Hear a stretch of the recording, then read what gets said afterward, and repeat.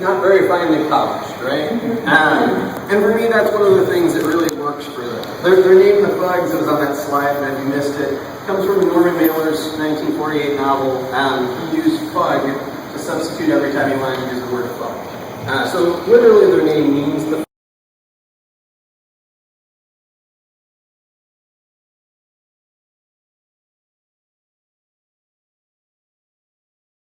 the other thing for me that separates them from the Ramones, the Sex Pistols, the Iggy Pop, the MC5, is all those guys were on major labels. They were on Empire, they were on, or not Empire, EMI, A&M, Virgin, Warner Brothers, and those labels provided money and deserved some kind of profit. I'm not saying that those aren't punk, because obviously those are kind of our models for the most point. But the Thugs really, in my mind, embody the punk spirit. They're on an independent label, actually two of them. The first one's for folk music, the other one, ESP Disc. Their actual mission statement claims that they try to provide artists complete artistic freedom, unimpeded by any record company interference or commercial expectation. And you can imagine that did not sell an awful lot of records. So anyway, 1963. Right between our two comics underground books that we're talking about. Flash forward to the 70s when we actually get to where the stuff that I want to talk about is we have 72 Fritz the Cat's coming out in film form, but most importantly for my presentation, Pinky Brown comes out that year as well. You also see all the punk bands down the list there, all with phallic names of some sort. Most notably the Sex Pistols, Penetration, we have the Meat Puppets, we have the Meat Men, we have the Hard-Ons, so on and so on. And as you can see, it's not just in the US. We have the UK, we have Australia, we have Germany. They're kind of sprinkled all around the world. There's something at that period about youth dissatisfaction that kind of latches on to this idea. We also have the album titles that are like Penis Envy, songs like Five Knuckle Shuffle, Kisses Love Gun, Wet Dream, Uncontrollable Urge by Devo, Slip It In from Black Flag, on and on and on and on and on, right? So to go back to my class that I had, my students, at the point that we get to Pinky Brown, and you can start seeing some of the penises on the screen there, they've been exposed to a lot of stuff. We watched A Clockwork Orange. We've listened to all manner of punk music up to that point, including tracks such as Fuck Christmas and so on. They have, you would imagine, been somewhat desensitized, but somehow they were not. I warned them. I said, we've seen a lot of the female nude at this point. If you've ever seen Clockwork Orange, you know there's plenty of gratuitous female nudity, horrible violence, and so on.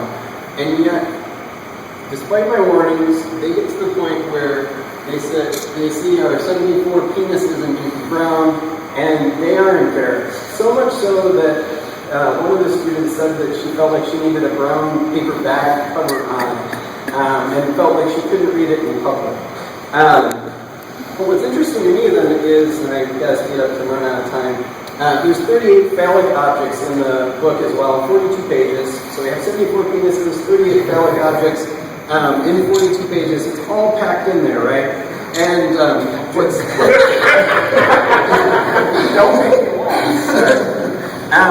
but the critical attention about this book is focused on the phallic objects, which there are 38 of them.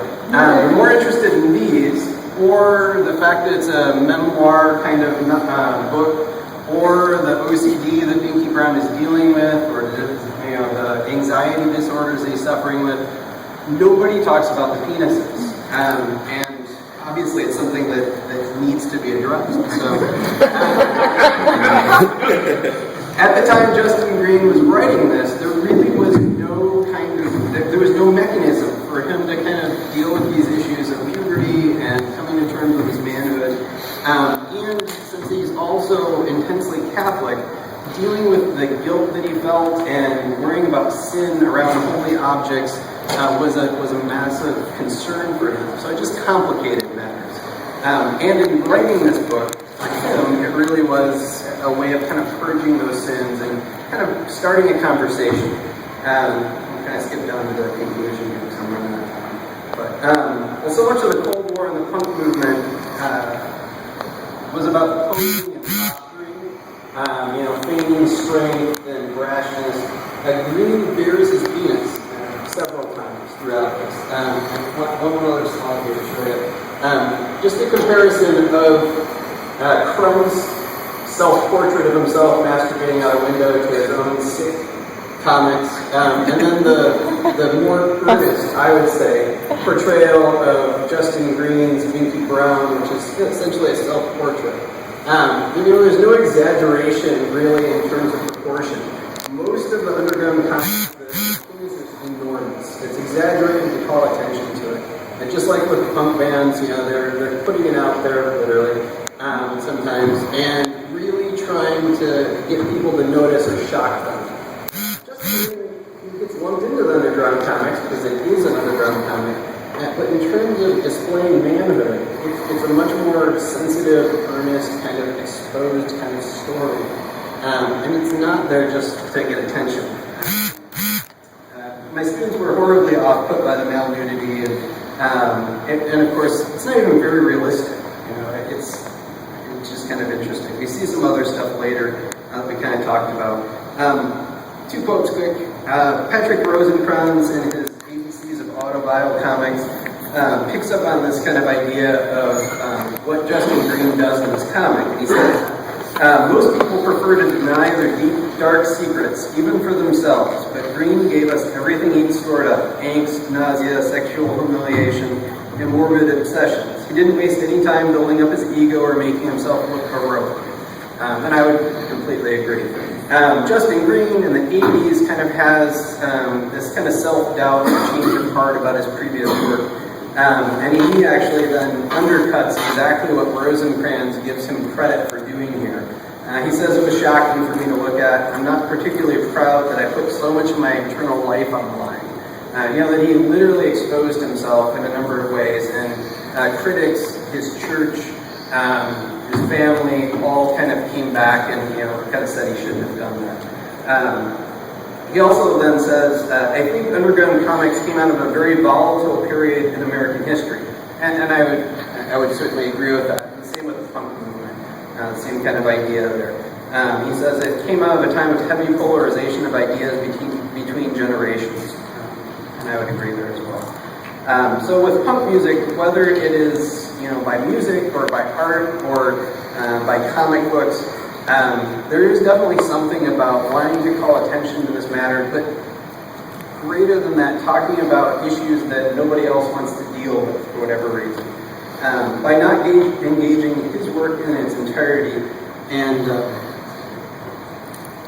that's the title page, we somehow are missing the point. By talking around the penises and the phallic objects and everything else, our discussion of Binky Brown is incomplete. It's independent, yes, it's independently made, it's underground comics, sure, it deals with these topics that are less than dinner conversation material,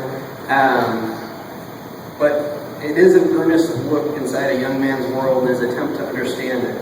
Despite the church's desire to suppress it and Binky Brown's own attempt to ignore it, pretending the penis isn't there doesn't make it so.